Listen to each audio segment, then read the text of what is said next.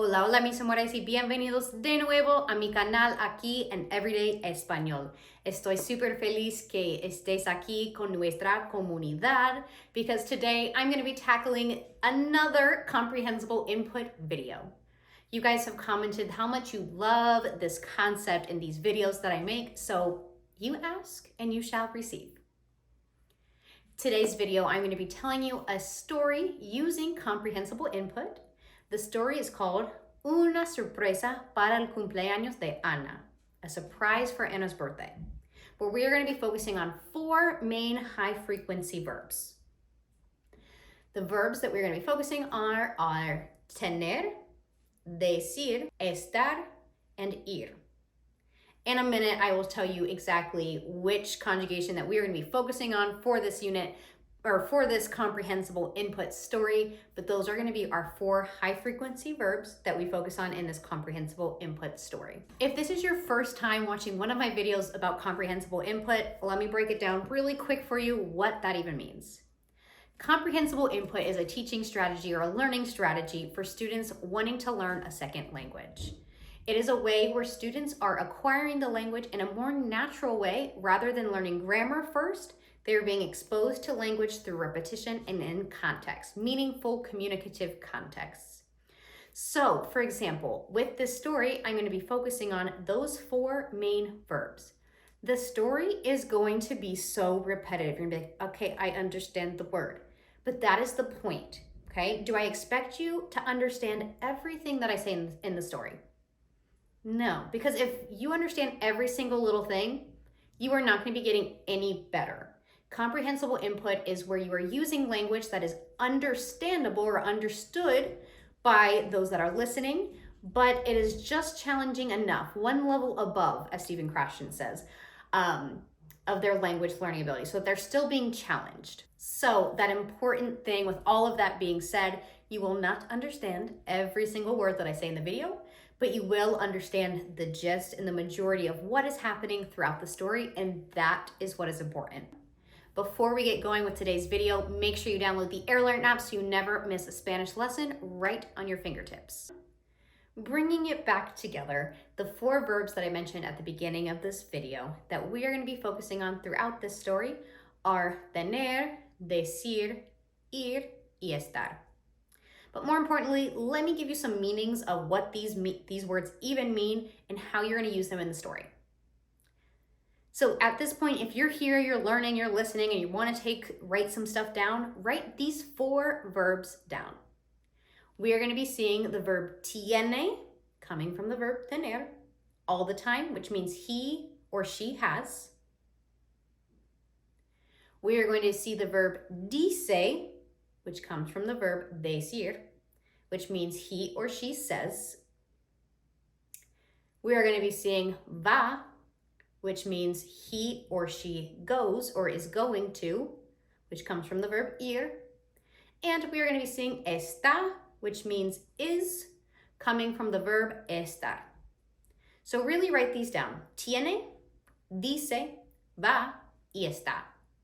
Tiene, dice, va, está. Writing these down and me using slower Spanish is really going to help you understand the story. Without any further ado, I know I've already said that once, let's get started with una sorpresa para el cumpleaños de Ana. Hoy es el cumpleaños de Ana. Ana tiene 18 años.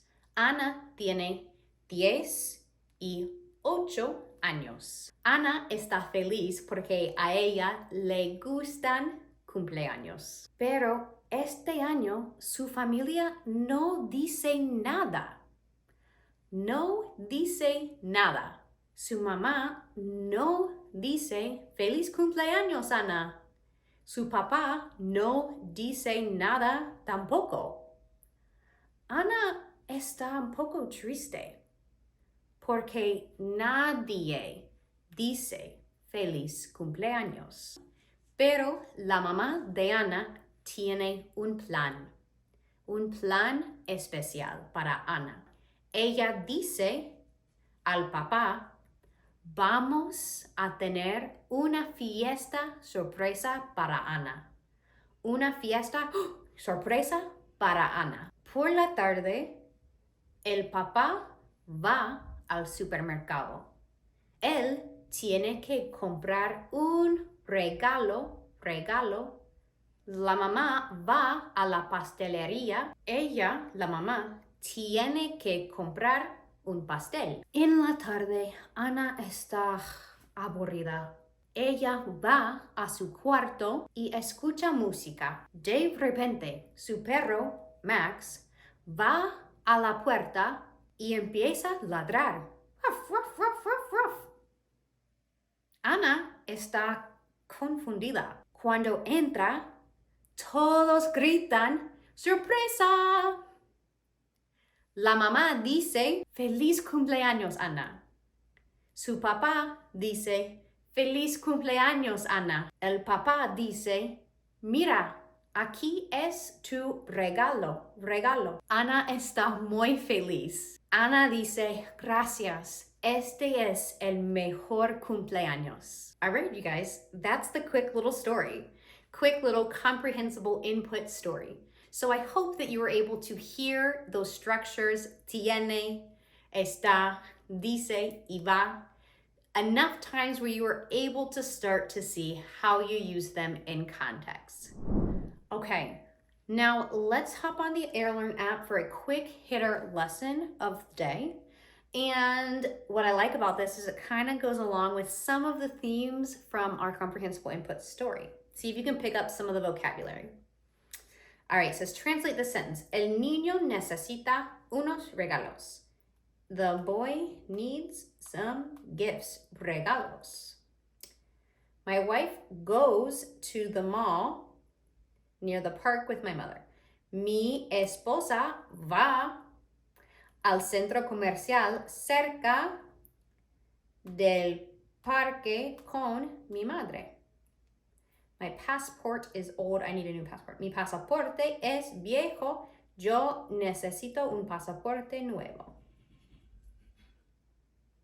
I mean, look at that. The lesson kind of very much used a lot of the vocabulary that was used in today's video or in today's comprehensible input story.